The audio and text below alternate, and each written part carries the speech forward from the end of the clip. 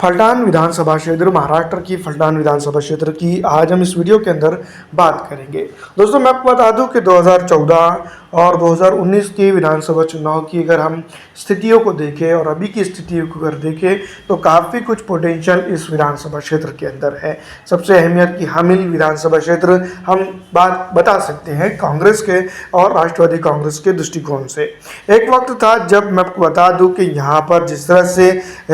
Bharatiya Janata party, Congress, राष्ट्रवादी कांग्रेस और BJP, फिर SWP, इन्होंने तो चुनाव लड़ा था। उस वक्त भी राष्ट्रवादी कांग्रेस पार्टी यानी शरद पवार की जो पार्टी थी हुआ करती थी, उसने वर्चस्व की लड़ाई में भागीदारी निभाई थी और जीत दर्ज करके यहाँ पर वो आई थी। तमाम तर चीज़ों के साथ अगर हम देखें तो काफ़ी कुछ चीज़ें यहाँ पर सीधी तौर पर निकलते हुए नजर आ रही है। यहाँ पर अगर हम बात करें फलटान की, तो फलटान के अंदर विधानसभा चुनाव में इस बार अगर कभी भारतीय जनता पार्टी के गठबंधन और कांग्रेस का गठबंधन एक सामने आ जाता है, सामने आमने की राजनीति करता है, तो सीधी तौर पर मैं बता दूं कि राष्ट्रवादी गठबंधन, कांग्रेस या फिर जो तो उद्धव ठाकरे की सेना का गठबंधन जिसको हम कह सकते हैं, वो काफ़ी मजबूत स्थिति में यहाँ नज़र आ रहा है। दोस्तों मैं आपको बता दूं कि वजह बहुत सारी हो सकती है, लेकिन सीधी तौर पर अगर हम बात करें तो यहाँ पर जिस तरह से वर्चस्व बना है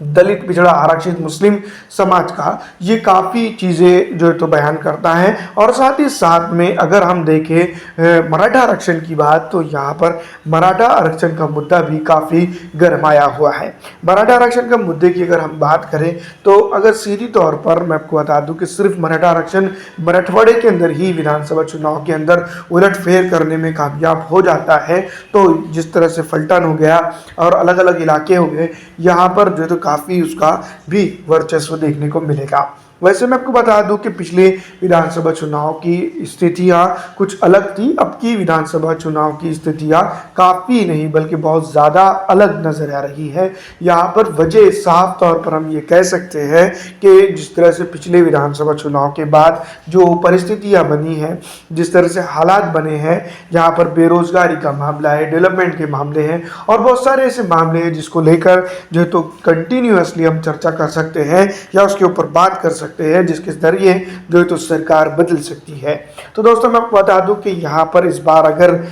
भारत के अंदर जो कम ही दिखाई देता है विकास का मुद्दा, अगर वो यहाँ पर चल जाता है और मराठा आरक्षण का मुद्दा भी अगर चल जाता है, तो बीजेपी के लिए काफ़ी मुश्किलें यहाँ पर पैदा हो सकती है, या उसके गठबंधन के लिए भी हम कह सकते हैं मुश्किलें पैदा हो सकती है। लेकिन जिस तरह से गठबंधन की सुगबुगाहट दिखाई नहीं दे रही है, उसी तरह से मैं आपको बता दूं कि काफ़ी कुछ चीज़ें महाराष्ट्र के अंदर विधानसभा चुनाव को लेकर हो सकती है। आपको क्या लगता है, हमें कमेंट करके ज़रूर बताइएगा। फिलहाल दोस्तों इस वीडियो में इतना ही।